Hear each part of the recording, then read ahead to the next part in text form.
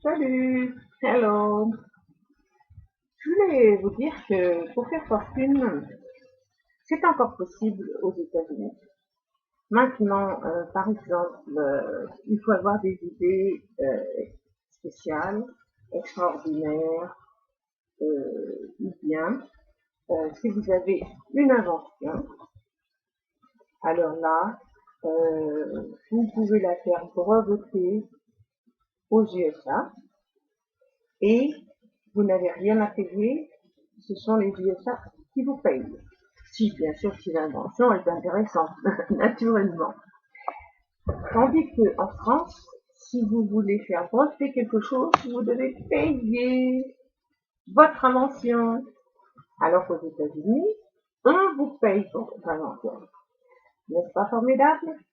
Donc, si vous avez une super invention, quelque chose qui peut les intéresser, eh bien, vous pouvez encore faire fortune. Certainement, il y a d'autres choses avec lesquelles on peut faire fortune. Mais moi, je ne suis pas très intelligente. Je ne sais pas. Je me souviens quand même que au début, enfin même pas seulement au début, mais pendant des tas d'années, les portions de hamburgers, par exemple, c'était vraiment du bœuf pur. Et c'était des morceaux hyper épais et vraiment très très très généreux. C'était des hamburgers avec un goût formidable. Et on avait des boissons à l'air énormes pour vraiment très peu d'argent. Et même toute l'alimentation était beaucoup, beaucoup, beaucoup moins chère qu'en France.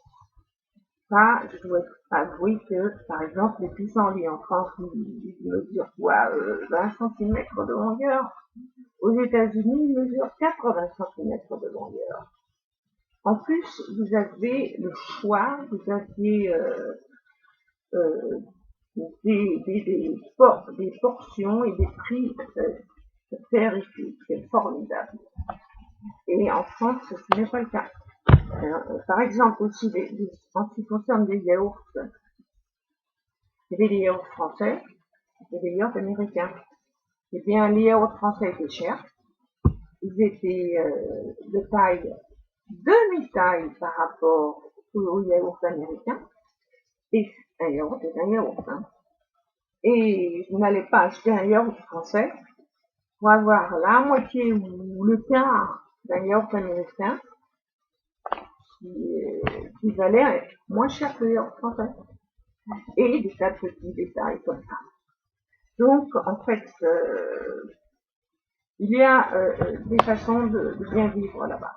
Maintenant, je suis survenue, peut-être que les choses ont été changées, peut-être que la vie a augmenté aussi, c'est normal, hein, la vie augmente tout le temps. Mais j'ai quand même d'extrêmes souvenirs formidables. Aussi, bien sûr, le cinéma. Personne n'a jamais pu égaler Hollywood. Enfin, Hollywood, c'est tout le monde adore les films américains, bien sûr, la technologie, les metteurs en scène, tout ça, ils sont vraiment extraordinaires. Tant en effets spéciaux, en technique, c'est pas comparable. Le film français, il est beaucoup plus pauvre, mais bon, il y a quand même de bons films français, hein, il ne faut pas l'ignorer.